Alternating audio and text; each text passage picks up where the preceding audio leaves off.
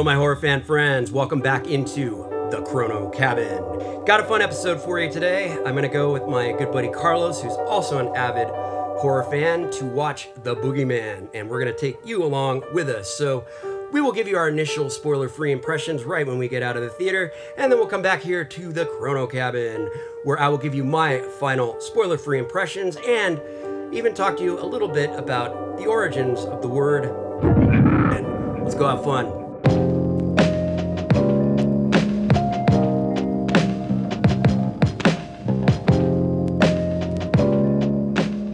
Okay, Carlos, what are you hoping for in The Boogeyman?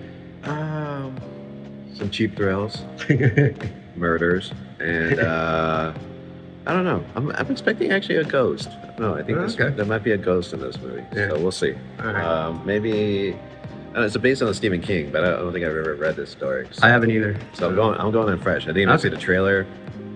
Nothing. I don't think you could. I don't like seeing trailers before a horror movie, so I'd like to, get the whole, the freshness of it, the newness and all that. So I'm the same. Looking forward to The Boogeyman. Don't know too much about it because I really haven't watched much on it. So we'll see. When I think of The Boogeyman, I think of Michael Myers. But that was just kind of a name given to Michael Myers. The Boogeyman is a much older term. So I don't know. Maybe some history might be nice. We'll see.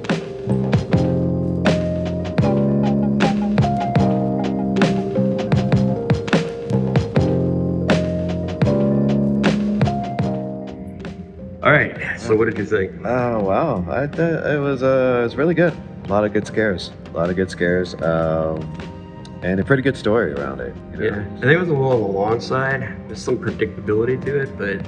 Yeah, true. But I feel that it was, for what it's worth, like, the scary moments were valid. I thought it was good, too. Lots of great jump scares, but... Overall, yeah, I think it was a little slow paced at times, but the jump scares kind of made up for it. So more on that back at the camp.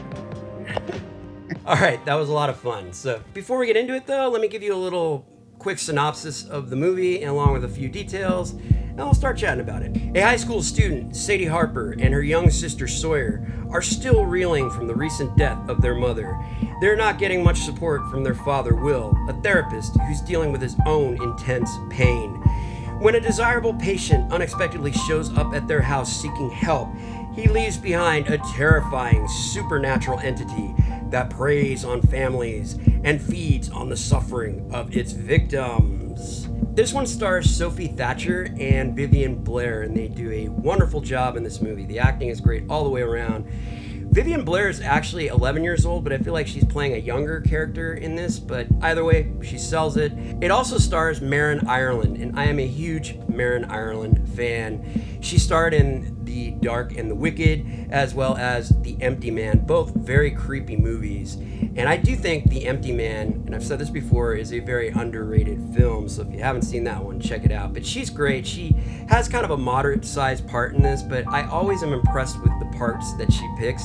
She's not afraid to play these very tortured and anxious characters. She does a great job of selling it every time, and she's really become more prominent in the horror scene. Now, this is directed by Bob Savage, and if you ever saw Host on Shudder, which is a movie that I highly recommend, and also Dashcam. So he's a very good director, great acting, great directing all the way around. This movie is based on a short story by Stephen King, which he wrote back in 1973.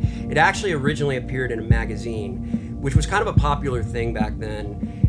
Magazines at the time, they would feature sci-fi stories, horror stories, drama stories. Not so much these days because we really don't have magazines anymore. But in 1978, this short story was actually added to the Night Shift collection. I have read a lot of stuff from Stephen King, but this one I never did read. So this is why I was trying to remember, like, which story is this? So I might go back and actually pick up the Night Shift collection and give it a read just to see how well it adapted. In my opinion, some of the best adaptations of Stephen King's stories to film have actually been his short stories. Think about movies like The Shawshank Redemption or even Stand By Me, which is, I think, one of the greatest classics of all time. You won't really put it into the horror category, but it was based on his short story, The Body, which was in the Four Seasons. So the main thing I liked about this movie was the amount of jump scares. There were false jump scares, there were realistic moments to be jumping, but it worked out perfectly. If you like jump scares, I guarantee you'll like this movie. I'll admit it, I spent $7, bought a hot dog, but I was glad I ate it before I saw this movie because I think I would have flipped it up in the air. Carlos and I were kind of laughing because we would just kind of sit back and then all of a sudden we'd lurch in our seats, and it got almost comical at some moments. So excellent job on the jump scares in this movie. I also did feel like this movie was rather creepy. So actually, let's do a creepy factor. Scale of 1 to 5, what say the Chrono Cabin algorithm on this one? Yeah, creepy factor of 3.5. I'd say it's definitely well deserved. There are definitely moments in this where your skin will crawl a little bit or the hairs will stand up on you. There's some very anxious moments, and there's some very good suspenseful moments that just kind of keep adding and adding and adding and building up. Before I go any further, let me give you a little background on the term the Boogeyman. It is an English term that actually goes back all the way to the 16th century. And it is basically a term that is given to any kind of folklore monster, supernatural entity. It can really be anything. I've mentioned this before on my channel, but a lot of fairy tales and folk tales were used to scare children into behaving. So going back all the way to the 16th century, parents were telling stories to their children about the Boogeyman in the hopes that it would scare them so that they'd go to sleep and be good kids.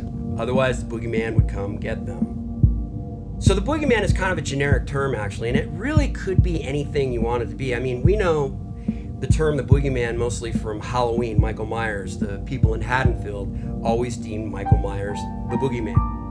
And also you could call Freddy Krueger the Boogeyman. You could call Jason the Boogeyman. That being said, when I did see the initial vision of what the Boogeyman is in this movie, I did feel it was a little generic.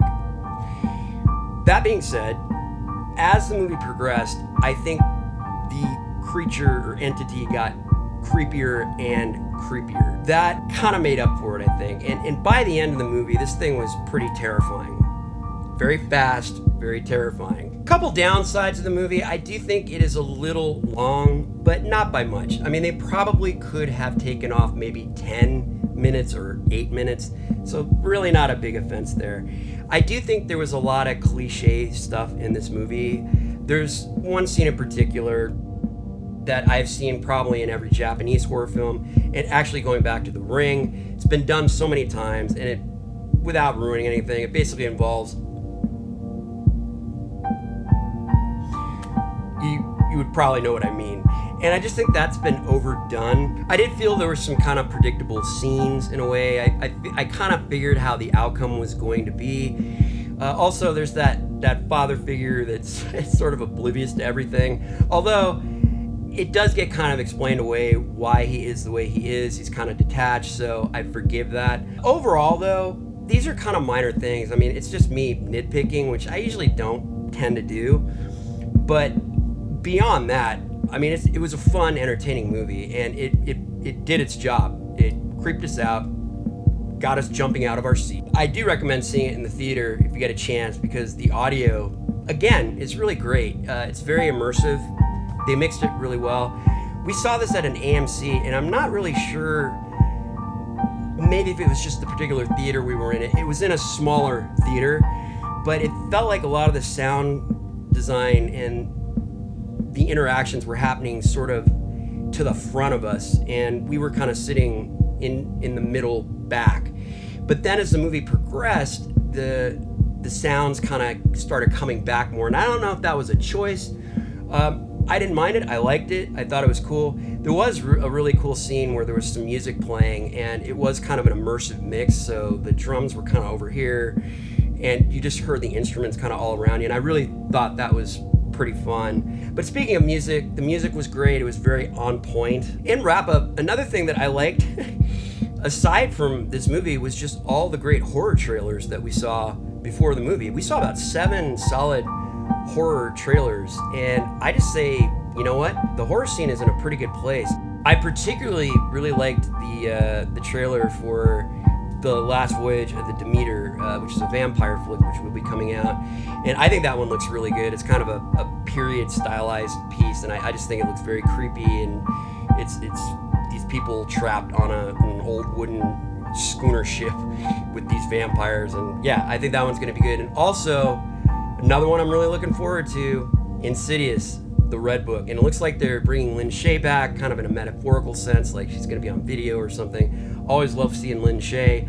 But yeah, I do like the Insidious series a lot, so we'll see what they do with the Red Door. That about wraps it up. Go see this in the theater, support the horror scene, enjoy the great sound and all the jumps. If you enjoy this video, give it a like.